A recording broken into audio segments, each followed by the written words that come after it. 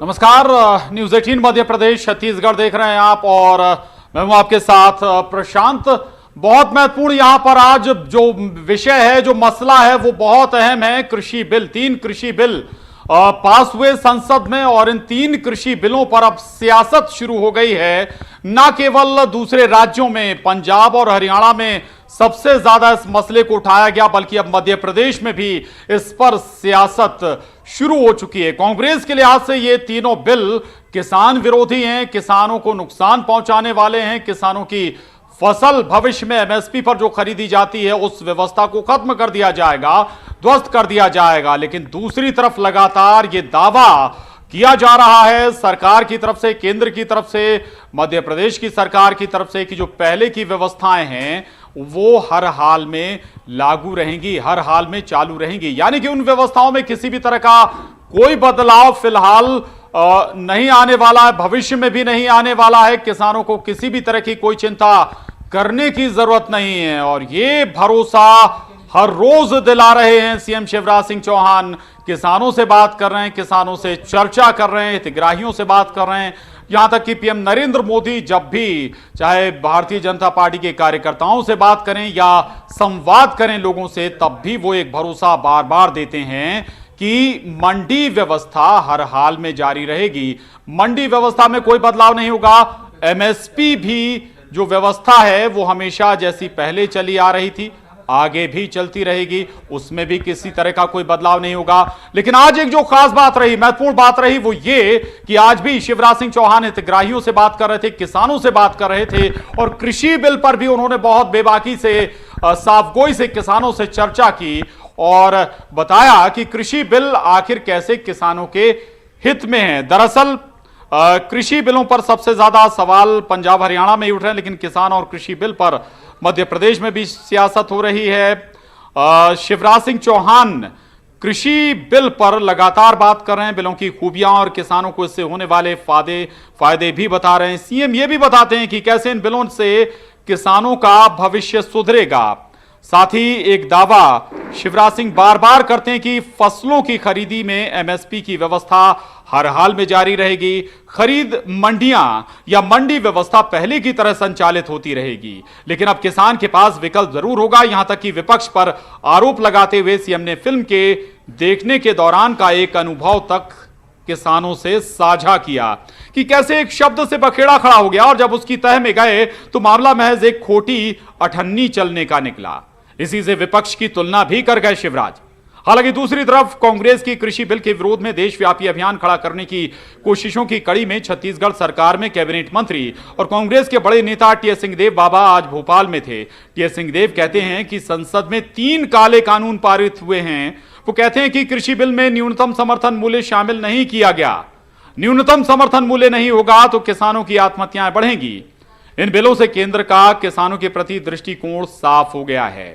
तो कृषि बिल पर दावे प्रतिदावों के बीच सबसे बड़ा सवाल यह कि किसान का भरोसा आखिर किस पर है। सवाल यह भी कि पीएम और सीएम लगातार भरोसा दे रहे हैं कि एमएसपी और मंडी व्यवस्था जारी रहेगी, तो फिर विपक्ष के इन आरोपों का आधार क्या है, या फिर बिल पास होने के बाद पैदा हुई शंकाओं में भी कोई दम है। बड़ी बहस में आज चर्चा इसी पर। भारत टाकीज में पिक्चर देखने गए, बीच में कोई चिल्ला दिया चल गई तो भगदड़ मच गई, चल गई। निकल के लोग चिल्लाए चल गई, तो जो सामने जा रहे थे वे भी दौड़ पड़े चल गई, उनने भी दौड़ लगाई। तो लोग पूछे दौड़ गाय को रहे, अरे कहने लगे चल गई, तो जो पूछ रहे थे वे भी भगन लगे चल गई चल गई चल गई। अब समझ में नहीं आई, पुलिस परेशान कि चल कहां गई। बाद में जो दौड़े थे उन्हें पकड़े कि बता भाग क्यों रहे, चल कहां गई। बोले हमें पता नहीं, जे कह रहे थे चल गई। उनसे पूछे तो उनके जे कह रहे थे चल गई। जब ये इस बात पे गए कि सबसे पहले कौन ने कही थी चल गई, उसको पकड़ा तो उसने कहा मेरी खोटी अठन्नी चल गई थी, मैंने दुबा कही थी। चल गई चल गई चल गई, किसान विरोधी है किसान विरोधी है। अरे जरा तो शर्म करो यार। मोदी बेचारे कर करके मरे जा रहे हैं और तुम कह रहे हैं मोदी विरोधी है किसान का। लाए थे कभी और दूसरे किसान सम्मान निधि। कोई भी किसान और व्यापारी का आदान प्रदान न्यूनतम समर्थन मूल्य के नीचे नहीं होगा। ये वही नरेंद्र मोदी और आज वही नरेंद्र मोदी, कैसा ये दृष्टिकोण बदल गया?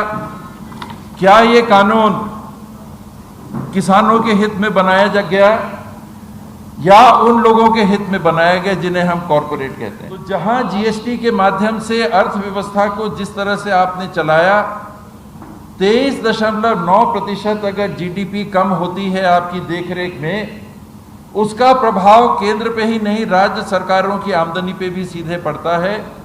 वहां आप मंडियों की व्यवस्था पे घात करके राज्य की सरकारों का ऐसे कार्यों में, ऐसे सामाजिक उद्देश्यों में लगने वाली राशि को भी आप राज्यों से छीनने का काम कर रहे हैं।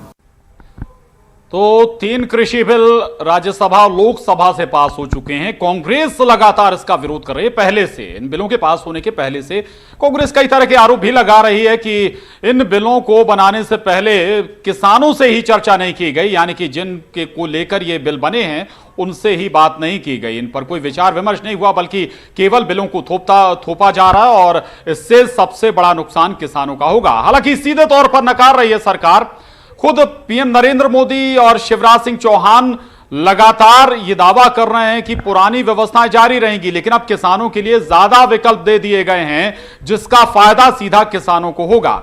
आज इसी पर चर्चा करेंगे। 2 खास मेहमान हमारे साथ, अवनीश भार्गव जी हमारे साथ, महामंत्री मध्य प्रदेश कांग्रेस के, और साथ ही गोविंद मालू जी, प्रवक्ता बीजेपी, और न्यूज 18 संवाददाता भोपाल से शरद श्रीवास्तव हमारे साथ जुड़ रहे हैं। चर्चा की शुरुआत अवनीश जी आपसे। अवनीश जी, खोटी अठन्नी का जिक्र कर रहे थे शिवराज सिंह चौहान, खोटी अठन्नी चला रही है क्या कांग्रेस? क्या बार बार झूठ फैलाने की कोशिश या झूठ को दोहरा रही है कांग्रेस? देखिए प्रशांत जी, आपसे पूछना चाहता हूं भारतीय जनता पार्टी के हमारे मित्रों से कि ये बिल की मांग किसने की थी? कोई किसान संगठनों ने की, कोई कृषि की कमेटी ने की, कि देश के जो कृषि के विशेषज्ञ हैं उनने की? ये मांग किसानों ने नहीं की कभी भी कि मंडी व्यवस्था को बाईपास कर दो और बाहर की आप खरीदी को। ये व्यवस्था टोटल जो लागू करने जा रहे हैं, तीनों अध्यादेश किसानों के हक में यदि होते तो किसानों को बरगलाना। इस बीच एक और छोटा सा सवाल है, जीएसटी जब लाए तब क्या व्यापारियों ने जीएसटी की मांग की थी? जीएसटी की रूपरेखा कांग्रेस ने तैयार की, जब ये नई सरकार लाई तब भी आपने इसका विरोध किया। तो क्या केवल विरोध की सियासत हो रही है और अब कृषि बिलों में भी वही देखने को मिल रहा है? अवनीश जी। जी, मैं आपसे कहना चाहता हूं, जीएसटी के नाम पे आज मुद्दे से भटकाने का आप लोग प्रयास नहीं करें। आप सीधी बात आज कृषि अध्यादेश बिल को लेकर हो रही है कि किसानों के लिए इतना फायदेमंद था, तो किसानों से पर बात कर रहा हूं, मैं ले भी नहीं जाऊंगा आपको वहां पर। आपके सहयोगी दल मैं अकाली दल का आपके मंत्री थे हरमीत कौर, उनने रिजाइन किया। अकाली दल आपसे बाहर होने की बात कर रहा है। एक बात इसमें साफ तौर पे, अभी प्रधानमंत्री जी को भी हम सुन रहे हैं, मुख्यमंत्री जी को भी चल रहा है कि एमएसपी की व्यवस्था भी चालू रहेगी और मंडी भी चालू रहेगी। मैं इनसे पूछना चाहता हूं कि मंडी में टैक्स लगेगा और मंडी के बाहर जो कारपोरेट खरीदेंगे उन पर कोई टैक्स नहीं लगेगा, तो मंडी के अंदर कोई आएगा कि मंडी के बाहर जाएगा? व्यापारी टैक्स क्यों देगा? व्यापारी कहेगा मैं बाहर व्यापार करूंगा। आपने किसान के हित की इसमें कहां रक्षा की? आपने कालाबाजारी को खुली छूट दे दी। आप कितना ही अनाज, कितना ही आलू, कितना ही प्याज, कितना ही दलहन, कितना ही तिलहन व्यापारी भी रख सकता है और बड़ा कारपोरेट भी रख सकता है। किसान के हितों की रक्षा के लिए तीनों बिल में कोई एक लाइन नहीं है। न्यूनतम समर्थन मूल्य जो होता है वो किसान का सिर्फ लागत मूल्य होता है, लाभकारी मूल्य नहीं होता है, उसमें किसान को कोई प्रॉफिट नहीं होता। किसान जो मांग कर रहे हैं देश के, पंजाब के, हरियाणा के, देश के, वो सिर्फ लागत मूल्य और न्यूनतम समर्थन मूल्य की बात कर रहे हैं। वो लाभकारी मूल्य या खेती को लाभ का धंधा बनाने की बात नहीं कर रहे हैं। प्रधानमंत्री जी को देश के लोगों को विज्ञापन में के जरिए समझाना पड़ रहा है कि ये आपके हित में, किसान मान नहीं रहा है। मुख्यमंत्री जी किसान हितैषी बनते हैं, उनने भावांतर में फंसाया। अब मंडी के नाम पे और जो बीच के बिचौली और दलालों के नाम पे किसानों को लूटने का प्रयास किया जा रहा है। मैं एक उदाहरण आपको देना चाहता हूं। 2006 में बिहार में मंडियों को खत्म किया गया, उसके बाद वहां दलाल भी बढ़ गए, ब्रोकर भी बढ़ गए, और बिहार का जो किसान था 2 हेक्टेयर से कम का, वो मजदूर बनके पूरे देश में घूम रहा है।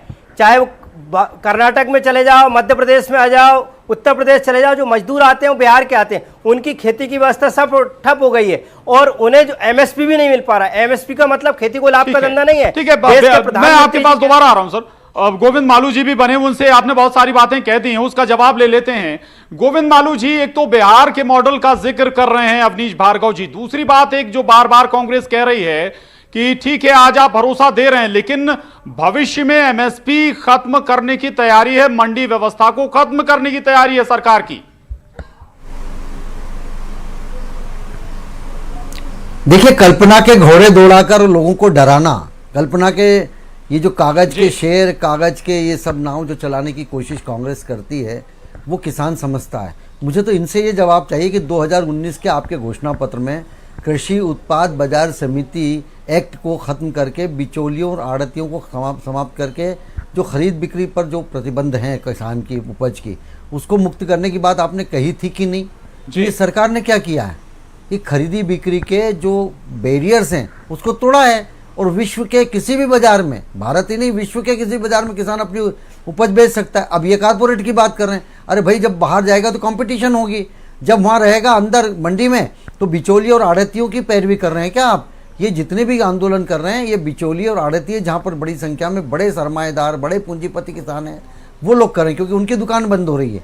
ये छोटे किसान 85% किसान, छोटी जोत के किसान, उनको तो बहुत फायदा है, चाहे फार्मिंग एग्रीकल्चर की बात हो, चाहे ये इन प्रतिबंधों को मंडी के प्रावधानों के इतर, वो मंडी में आने का मना किसने किया? पहले मंडी आ सकता है लेकिन बाहर भी खरीद बेच से कर सकता है, उसमें कितना व्यापक कैनवास किसानों के लिए दिया है। दूसरी बात, एमएसएमपी की बात, मिनिमम सपोर्ट प्राइस की बात ही नहीं की कि वो बंद हो जाएगा, ये जबरन इसका शिकूपा उड़ा के और लोगों को डरा रहे हैं। और सरकार ने स्पष्ट किया कि मिनिमम सपोर्ट प्राइस की कोई भी इसमें अवरोध नहीं आएगा और वो जारी रहेगी प्रक्रिया। दूसरी बात, जब कॉन्ट्रैक्ट फार्मिंग की बात है, जब छोटी जोत पर किसान करता नहीं था, छोटे मोटे काम करता था, जब उसको कोई, और ये कई सारे प्रयोगों से सिद्ध हुआ है, पंजाब के किसानों ने भी कई जगह सिद्ध हुआ है, अखबारों में ही छपा है कि कॉन्ट्रैक्ट फार्मिंग से उनको कितना फ़ायदा हुआ, कितनी उपज मिली उनको। ये कहते हैं वो मजदूर हो जाएगा, अरे भाई उनके पास पैसा नहीं है, छोटी जोत का किसान है, उनकी संसाधन इतने नहीं है। ठीक है गोविंद मालू जी, जिसका आप जिक्र कर रहे हैं, पंजाब के किसानों का जिक्र कर रहे हैं, सबसे ज्यादा विरोध इस बिल का पंजाब और हरियाणा में ही हो रहा है। विशेषज्ञ बताते हैं कि जो सबसे ज्यादा एमएसपी का फायदा पंजाब और हरियाणा में होता है, बाकी पूरे देश में 7 से 8 या 9% जो किसान है वही एमएसपी पर अपनी फसल बेच पाते हैं। खैर ये अलग मसला है, मैं आपके पास दोबारा आऊंगा। शरद मेरे साथ लगातार भोपाल से बने हुए हैं। शरद, महत्वपूर्ण है, शिवराज सिंह चौहान लगातार कोई भी कार्यक्रम करें, हितग्राहियों से बात करें, किसानों से बात करें, कृषि बिल पर लगातार बात कर रहे हैं। एक महत्वपूर्ण बात ये समझना जरूर चाहूंगा कि या तो शिवराज सिंह चौहान की बात किसान बेहतर समझ पाते हैं या समझा पा रहे हैं किसान, कांग्रेस भी हालांकि वही कोशिश कर रही है, किसानों के बीच जा रही, प्रेस कॉन्फ्रेंस भी कर रही। क्या स्थितियां यहां पर नजर आती हैं किसानों को मध्य प्रदेश में लेकर? इस वक्त क्या स्थिति है, क्या किसान के मन में है, कितना यह मसला सियासी हो चुका है अब? शरद, देखिए, किसान तो सियासी हमेशा से रहा है, चाहे कृषि बिल अभी आया हो या फिर इससे पहले की बात हो। किसानों पर तो राजनीति हमेशा से होती रही है और उनके लिए तमाम तरीके के दावे वादे करने की बात की जाती है, लेकिन किसान की परिस्थिति या स्थिति आखिरकार देश में या मध्य प्रदेश में कितनी बदली है, ये एक चर्चा का विषय हो सकता है। देखिए, जहाँ तक कृषि बिल की बात है तो स्वाभाविक सी बात है, बीजेपी की सरकार लेकर आई है केंद्र में, मध्य प्रदेश में बीजेपी की सरकार है तो फिर वो उसका समर्थन करेगी। विपक्ष में कांग्रेस है, वहाँ भी विपक्ष में है केंद्र में और मध्य प्रदेश में भी, तो ये स्वाभाविक सी बात है। इन सब के बीच में किसान अभी सब चीज़ों को समझ रहा है, वो ये देख रहा है कि आखिरकार वो कौन कौन सी बातें हैं जो उसके पक्ष में हैं और वो कौन सी बातें हैं जो उसके पक्ष में या उसके हित में नहीं है। क्योंकि किसान बहुत समझदार है, वो ये बेहतर तरीके से समझता है कि उसकी फसल या कृषि का जो तरीका है उसके लिए क्या अच्छा और क्या बुरा हो सकता है। देखिए, बीजेपी की ओर से इस बिल के बारे में लगातार ये कहा जा रहा है, खुद मुख्यमंत्री शिवराज सिंह चौहान लगभग हर अपने कार्यक्रम में इस मुद्दे को उठा रहे हैं और वो समझा रहे हैं किसानों को कि दरअसल ये जो बिल है वो किसानों के हित का बिल है। वो अपनी जो फसल है उसके लिए पहले भी कॉन्ट्रैक्ट तय कर सकता है, यानी कि जब वो खेत में बोनी करने जा रहा है या फसल बोने जा रहा है तो उस वक्त भी वो ये तय कर सकता है कि जब फसल तैयार होगी तो फिर उसकी जो कीमत है वो कितने आधार पर बेच सकता है। साथ ही साथ में जो एक्सपोर्ट है वो हो सकेगा, व्यापारी से सीधे अनुबंध कर सकेंगे किसान, अगर वो चाहें तो अपने खेत में या अपने घर से ही सौदा या व्यापार कर सकते हैं अपनी फसल का। तो इस नज़रिए से तो देखने से ये लगता है कि किसानों के लिए संभावनाएं खोली जा रही हैं। लेकिन जो विषय कांग्रेस उठा रही है और उसका कहना यह है कि दरअसल मंडी खत्म कर दी जाएंगी और जो एमएसपी का सिस्टम है अगर वही खत्म हो गया तो फिर किसानों के लिए कहीं ना कहीं मुश्किल हो सकती है, ऐसी शंका कांग्रेस की ओर से जाहिर की गई है। अगर ये सही साबित हो आने वाले वक्त में, जिसका पूरी तरीके से खंडन जिसका जिक्र आप कर रहे हैं शरद, ये शंकाएं पैदा हो रही हैं, लेकिन हालांकि लगातार प्रधानमंत्री नरेंद्र मोदी, शिवराज सिंह चौहान ये कह रहे हैं कि पुरानी व्यवस्था लगातार जारी रहेगी, उसमें कोई बदलाव नहीं किया गया। हाल ही में कुछ फसलों पर एमएसपी बढ़ाया भी गया है। लौटूंगा मैं आपके पास शरद, अवनीश जी के पास जाऊं उससे पहले गोविंद मालू जी, एक सवाल और जो उठा वो ये कि आपने कई चीजों पर से, आलू प्याज से आपने स्टॉक खत्म कर दिया, यानी कि अब स्टॉक लिमिट खत्म कर दी। सरकार के जरिए ही ये कदम उठाए गए थे ताकि कालाबाजारी को बढ़ावा ना मिले, कालाबाजारी पर रोक लगे। अब सरकार खुद एक बिल लाकर ये हटा रही है, ऐसे में क्या कालाबाजारी बढ़ेगी नहीं? गोविंद जी।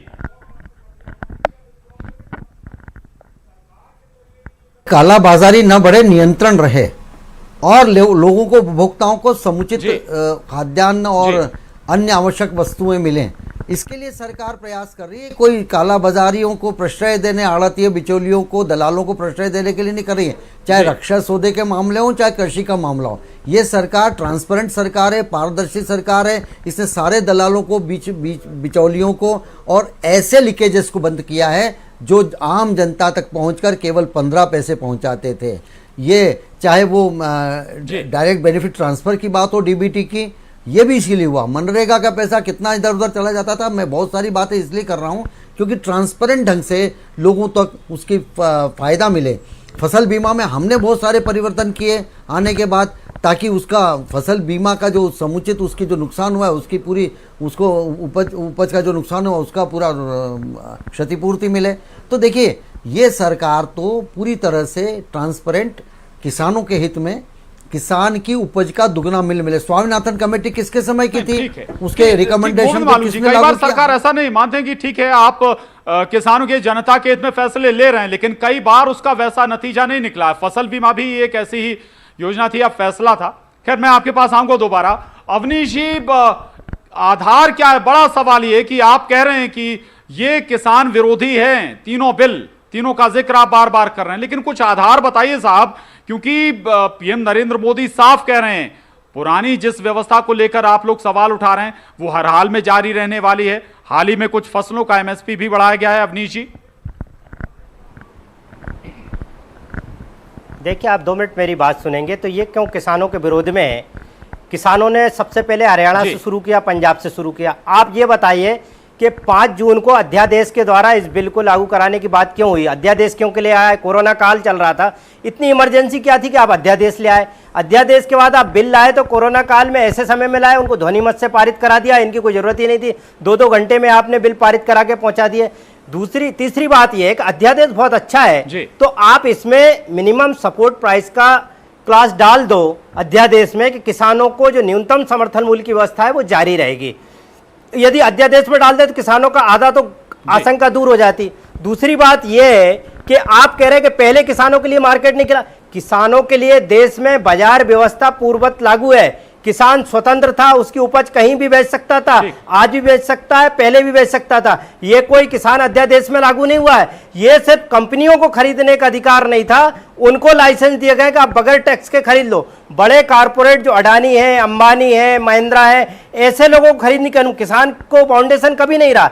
और तीसरी बात यह है कि आप कह रहे हैं कालाबाजारी नहीं होगी, किसान कभी भी माल अपना रख सकता था। आलू प्याज आवश्यक वस्तु अधिनियम 1955 में पंडित जवाहरलाल नेहरू ने बनाया था, जब देश के कुछ लोग उस कालाबाजारी के माध्यम से किसानों को मूल्य नहीं मिलता था। इससे सबसे ज्यादा परेशानी किसान के साथ उपभोक्ता को भी होगी। जो गेहूं आज उसको 20-25 रुपए किलो आटा मिल जाता है। वक्त की थोड़ी कमी है, थोड़ी सी कमी है वक्त की। मैं आपके पास दोबारा आऊंगा।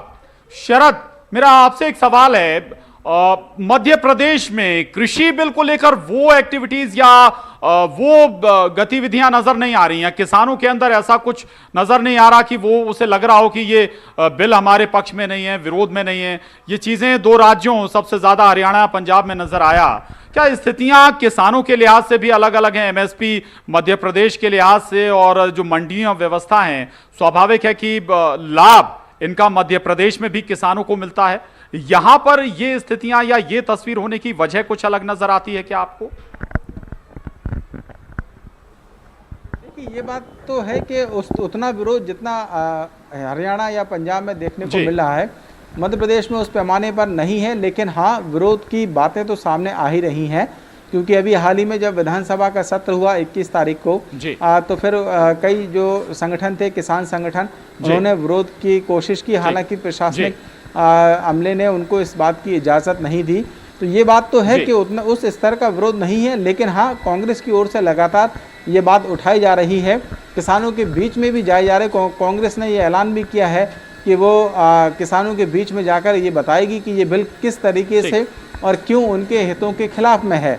वहीं बीजेपी लगातार, जैसा कि मैंने कहा कि बिल्कुल ठीक है, कांग्रेस जरूर ये बताएगी। अब देखना होगा कि कितना भरोसा किसान कांग्रेस पर करता है। गोविंद मालू जी, केंद्रीय कृषि मंत्री नरेंद्र सिंह तोमर कह रहे थे, जब सवाल हुआ कि आखिर कृषि बिल में एमएसपी को शामिल क्यों नहीं किया गया, तो वो कह रहे हैं कि पहले भी ये कानून का हिस्सा नहीं था, अब भी कानून का हिस्सा नहीं है। अगर आप भरोसे में लेना चाहते थे किसानों को, तो इसे कानून में शामिल क्यों नहीं कर लिया? इनको कुछ नहीं मिल रहा है, तो ये कौवा कांड ले गया, कौवा कांड ले गया, इस तरीके की ये राग अलाप रहे। कांग्रेस के लोग शुरू से किसान के विरोधी रहे, पूंजीपतियों के समर्थक रहे। इन्होंने कभी छोटे किसानों का कोई लाभ हित नहीं पहुंचाया। मध्य प्रदेश की सरकार कांग्रेस की थी, उसने 6,000 रुपए जो किसान सम्मान निधि को देने के लिए जो डाटास देना थे, वो डाटा उपलब्ध नहीं कराए। वो नहीं चाहते थे कि 6,000 किसान की जेब में जाए, छोटे किसान की जेब में जाए। पंजाब में उनकी सरकार है, वहां लोगों को भड़का रहे हैं, किसानों को इकट्ठा कर रहे हैं और बहुत उनको बरगला रहे हैं, इसलिए वहां आंदोलन हो रहा है। बाकी पूरे देश भर में इसका कोई लेना देना नहीं है। कांग्रेस से इनसे पूछिए कि अपने घोषणा पत्र में उन्होंने कृषि उत्पाद बाजार समिति कानून को, वक्त की कमी है गोविंद जी, लेकिन बहुत महत्वपूर्ण है ये मसला। कृषि बिल, चूंकि केंद्र ने बहुत महत्वपूर्ण इन 3 बिलों को दोनों सदनों से पास भी कर दिया है और किसानों पर इसका सबसे ज्यादा असर होने वाला है। विपक्ष के अपने दावे हैं, सरकार के अपने दावे हैं। टीएस सिंहदेव भी आज भोपाल में थे। दरअसल विपक्ष की भी ये कोशिश है कि पूरे देश में एक बड़ा अभियान, केंद्र विरोधी अभियान खड़ा किया जाए। लेकिन अब देखना होगा कि सरकार किसानों को कितना समझा पाती है और विपक्ष कितना सफल हो पाता है। बहरहाल बड़ी बहस में बस इतना ही। आप तीनों का, गोविंद जी बहुत धन्यवाद, अवनीश जी आपका धन्यवाद, शरद आपका भी बहुत शुक्रिया। चर्चा में बस इतना ही।